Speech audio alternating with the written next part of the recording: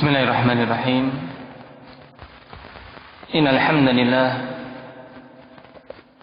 نحمده تعالى ونستعينه ونستغفره ونعوذ بالله من شرور أنفسنا وسيئات أعمالنا من يهده الله فلا مضل له ومن يضلل فلا هادي له أشهد أن لا إله إلا الله وحده لا شريك له وأشهد أن محمدا عبده ورسوله صلى الله عليه وعلى آله وأصحابه ومن تبعهم بإحسان إلى يوم الدين يا أيها الذين آمنوا اتقوا الله حق تقاته ولا تموتن إلا وأنتم مسلمون يا أيها الناس اتقوا ربكم الذي خلقكم من نفس واحدة وخلق منها زوجها وبث منهما رجالا كثيرا ونساء واتقوا الله الذي تساءلون به والأرحام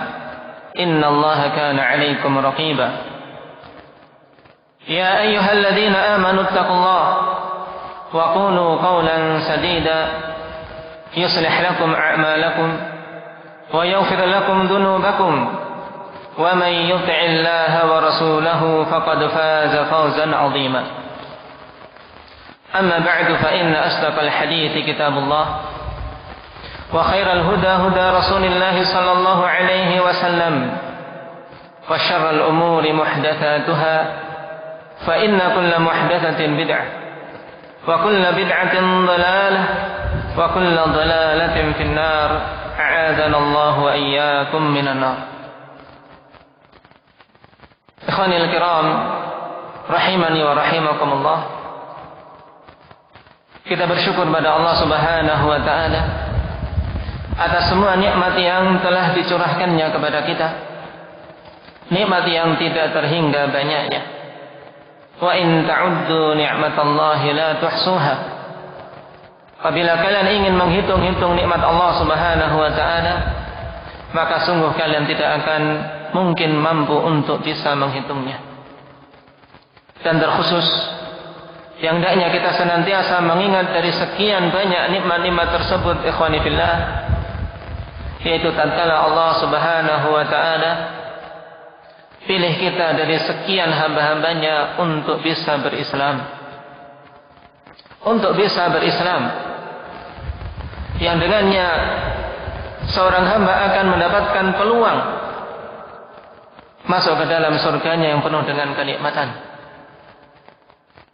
Dan sebaliknya, siapa saja yang luput dari keislaman, maka sungguh dia akan mendapatkan kesengsaraan dan kerugian yang abadi. Wa may yabtaghi ghairal islami dina fala yuqbala minhu wa huwa fil akhirati minal khasirin. Siapa saja yang mengambil selain Islam sebagai agamanya, maka tidak akan diterima, dan dia di akhirat termasuk orang-orang yang merugi.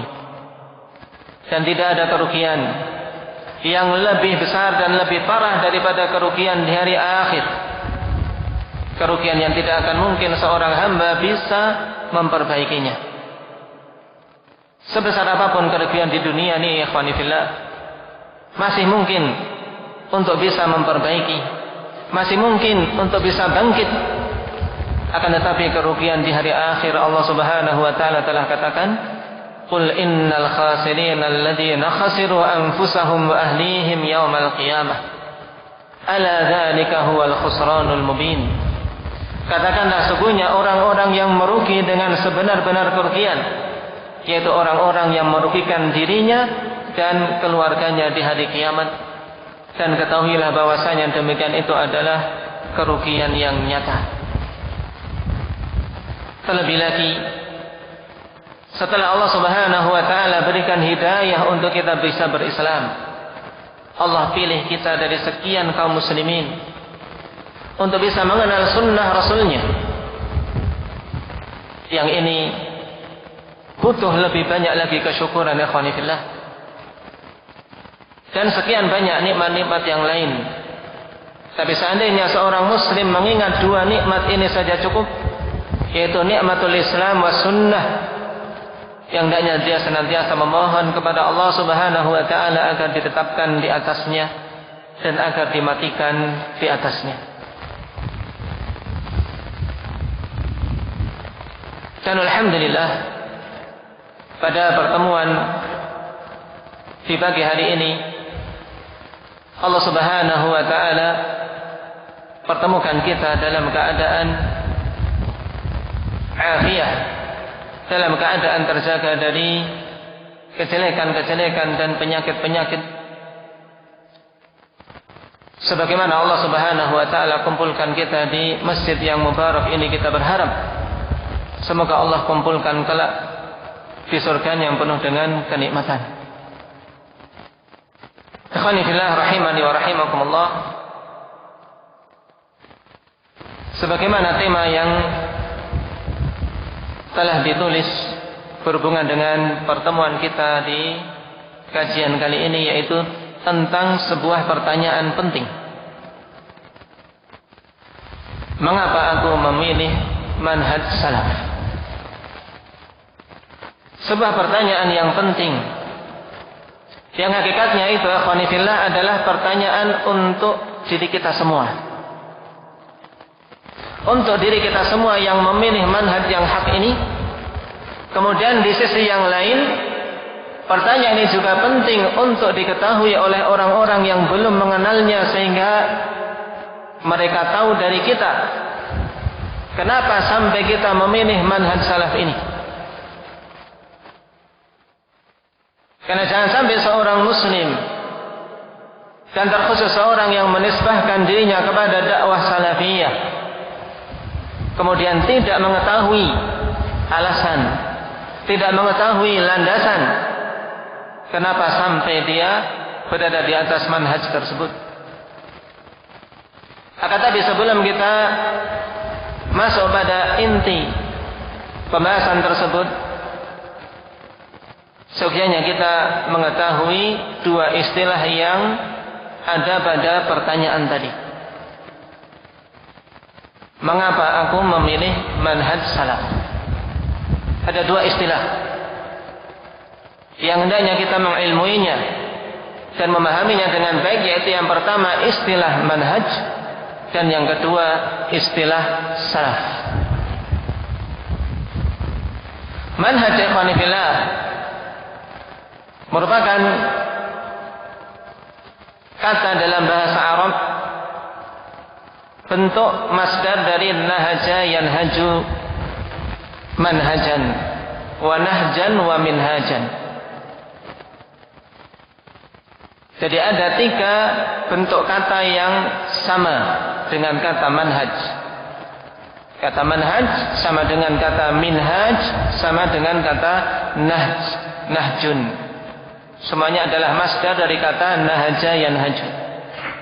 Yang maknanya apa ikhwani fillah? Dikatakan oleh Syekh Aman Al-Jami rahimahullahu taala bahwasanya yang dimaksud dengan al-manhaj adalah tariqatun wadhihah, yaitu at-tariqah al-wadhihah alladzi la ghumudha fiha wala iltiwa wala dhalam, yaitu suatu jalan yang jelas, yang tidak ada kesamaran sama sekali padanya, tidak berkelok-kelok, tidak pula padanya kegelapan.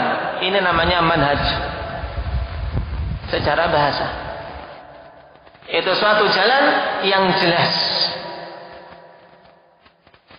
yang tidak ada kesamaran, tidak berkelok-kelok, tapi jalan yang lurus dan terang. Nah, dari mana bahasa ini ikhwani fillah kemudian ditarik mana istilah bahwasanya manhaj adalah suatu jalan yang ditempuh oleh seseorang di dalam kehidupan ini, mencakup bagaimana dia berakidah, bagaimana dia berkeyakinan, bagaimana dia beribadah, bagaimana dia bermuamalah, bagaimana dia berakhlak. Semuanya tercakup dalam istilah manhaj. Nah, dari sini kita ketahui bahwasanya istilah manhaj adalah suatu istilah yang luas, ikhwani fillah. Bukan hanya perkara akidah saja. Bukan perkara jarh wa ta'dil saja, tapi manhaj mencakup semua aspek kehidupan seorang hamba.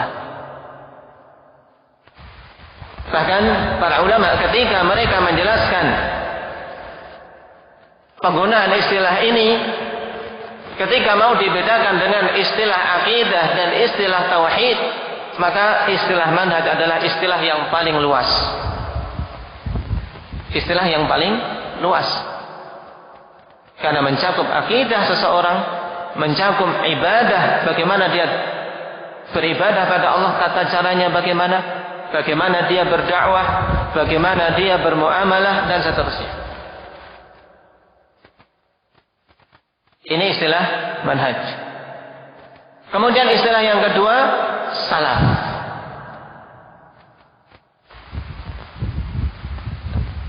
Dalam ma'ajim, yaitu dalam kamus-kamus bahasa Arab, di antaranya Lisanul Arab dan yang lainnya, akhwanifillah, secara bahasa kata salaf yaitu digunakan untuk sekelompok kaum yang terdahulu, yaitu sekelompok yang mendahului, itulah yang namanya salaf.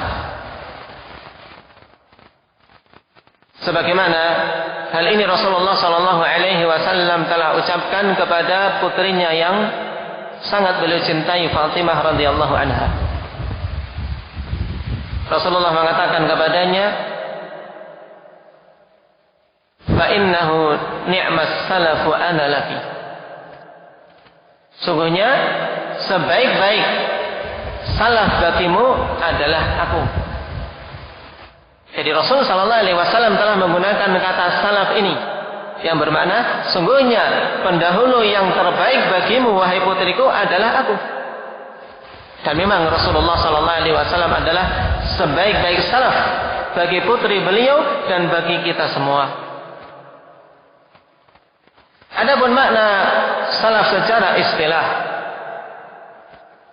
maka kalau kita perhatikan penggunaan para ulama rahimahumullahu ta'ala ikhwanifillah dalam kitab-kitab mereka dan dalam penjelasan-penjelasan mereka ketika mereka menjelaskan makna salaf, maka bisa kita simpulkan bahwasanya penggunaan makna salaf itu pada dua perkara. Yang pertama, menggunakan kata salaf ditinjau dari sisi waktu, dari sisi zaman. Maka yang dimaksud dengan salaf adalah 3 generasi awal yang Rasulullah sallallahu alaihi wasallam telah merekomendasi mereka sebagai generasi terbaik umat ini.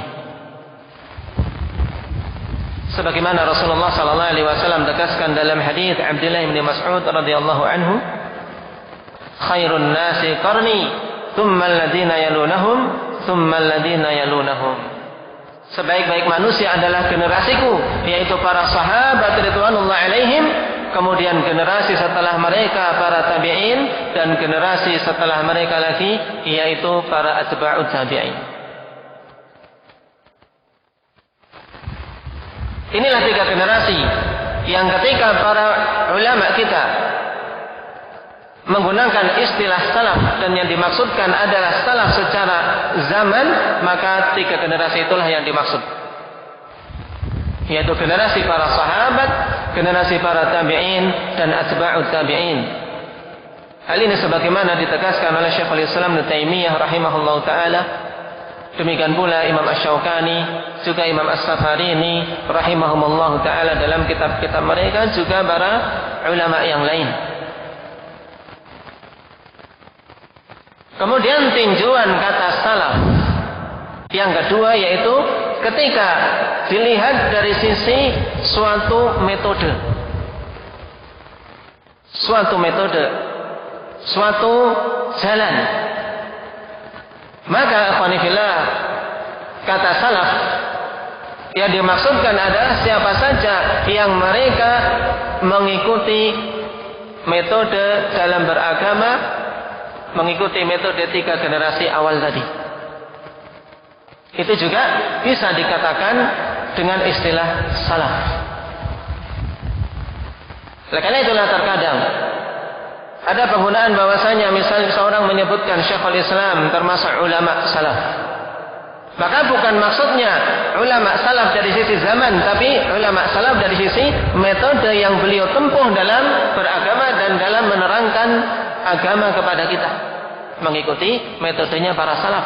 Walaupun zamannya telah keluar dari 3 generasi awal. Ini harus kita pahami karena muncul pada akhir-akhir ini ikhwanifillah orang-orang yang mengkritisi penggunaan istilah salaf dan menjadikan sebagai bahan olok-olokan. Kalian mengaku salaf. Naam. Salaf itu cuma 3 generasi awal saja. Generasi sahabat, generasi tabi'in dan generasi atba'ut tabi'in. Bagaimana kalian mengaku salaf? Atau bagaimana kalian mengatakan ulama kalian itu ulama salaf? Maka kita harus bisa menjawab di sini bahwasanya istilah salaf penggunaannya bisa ditinjau dari 2 sisi tadi. Yang pertama, kalau dilihat dari sisi zaman, kita katakan iya. Dari sisi zaman, kata salaf itu hanya mencakup 3 generasi.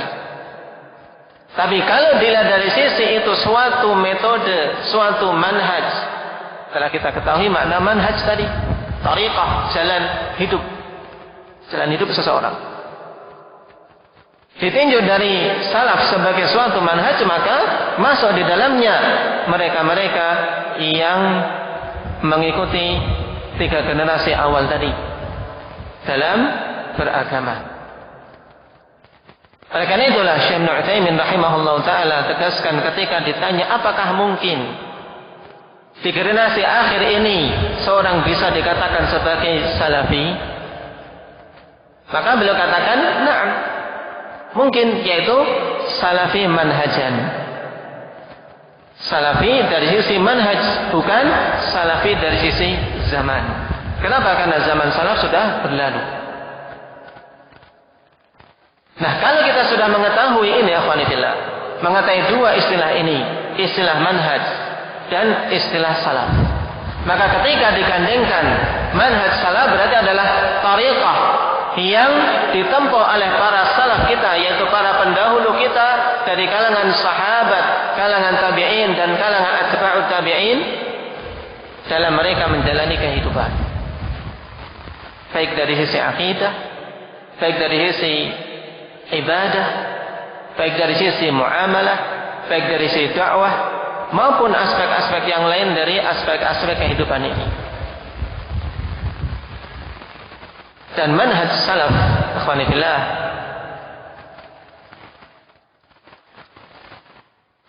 kenapa kok kita memilihnya? Ini yang menjadi inti pembahasan kita setelah kita mengetahui 2 istilah tersebut. Dan perkara ini butuh kita mengetahui jawabannya.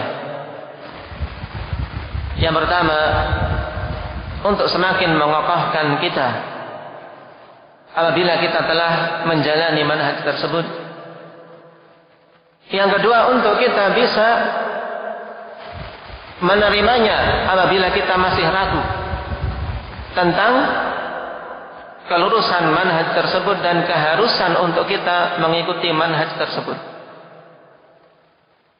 Dan untuk menjawab pertanyaan tersebut, kita bisa menjawabnya dengan 2 bentuk jawaban. Jawaban yang pertama, jawaban secara mujmal, jawaban secara global. Karena terkadang seseorang ketika langsung diberi jawaban secara terperinci malah bingung. Nah, jawaban secara global, kenapa kok kita memilih manhaj salaf? Dan juga kenapa kita menyeru manusia untuk mereka berjalan di atas manhaj salaf ini? Maka jawabannya yang pokok ikhwanifillah yang mencakup semua jawaban yang nanti akan kita bahas, dikarenakan manhaj itu adalah manhaj yang hak. Dikarenakan metode tersebut dalam beragama adalah metode yang hak dan kita tidaklah diperintahkan oleh Allah Subhanahu wa taala dan Rasulullah sallallahu alaihi wasallam kecuali untuk mengikuti yang hak. Dan tidak ada setelah kebenaran itu kecuali kebatilan. Fama ba'dal haqqi illa dhalal.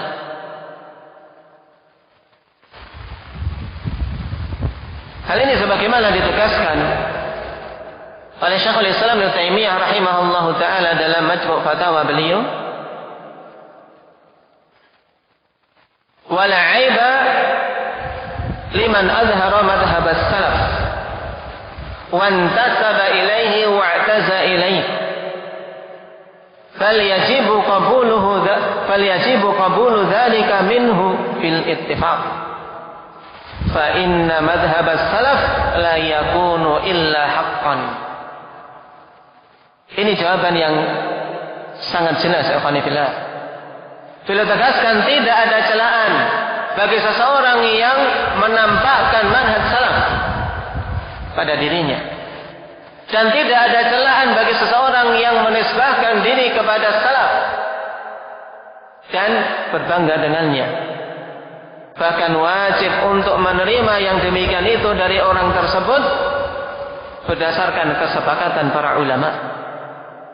Wajib untuk menerima siapa saja yang mengakui atau menisbahkan dirinya bahwasanya dirinya mengikuti manhaj salaf dalam beragama. Kenapa? Kata beliau, fa inna manhabas salaf la yakunu illa haqqa. Sebab metode yang ditempuh oleh para salaf itu tidaklah ada kecuali kebenaran padanya. Tidak ada kecuali kebenaran padanya. Dan inilah sebabnya kenapa kita memilih manhaj tersebut dari sekian metode-metode yang ditawarkan oleh para juru-juru dakwah, yaitu manhajus salaf.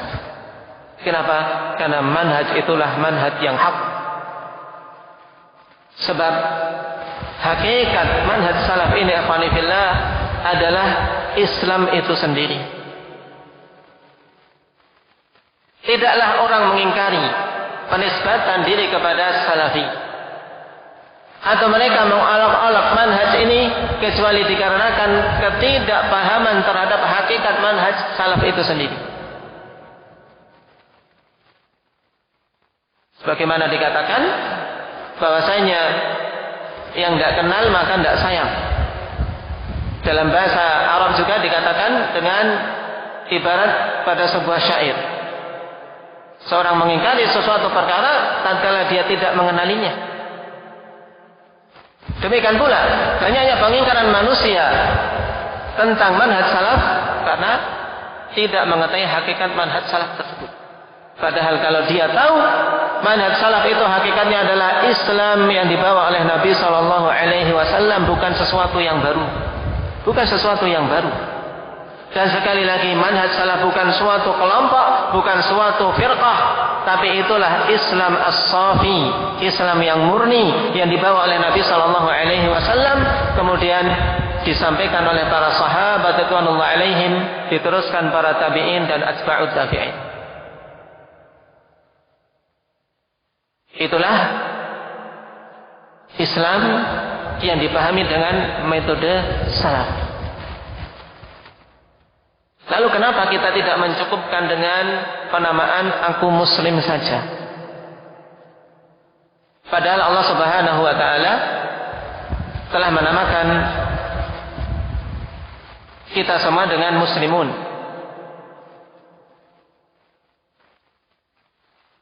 Maka jawabannya, akhwani fillah, penamaan muslim itu cukup dan tidak butuh pertanyaan-pertanyaan berikutnya kalau kita hidup di zaman para sahabat.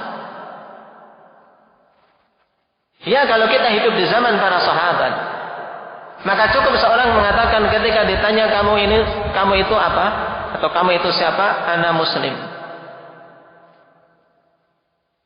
Sammakumullahul muslimin. Allah telah menamakan kalian muslimin. Dan cukup itu. Kenapa? Karena pada saat itu tidak ada kecuali kaum muslimin, kaum kafir atau munafik. Tapi ketika telah muncul firqah-firqah, telah muncul perpecahan pada umat ini,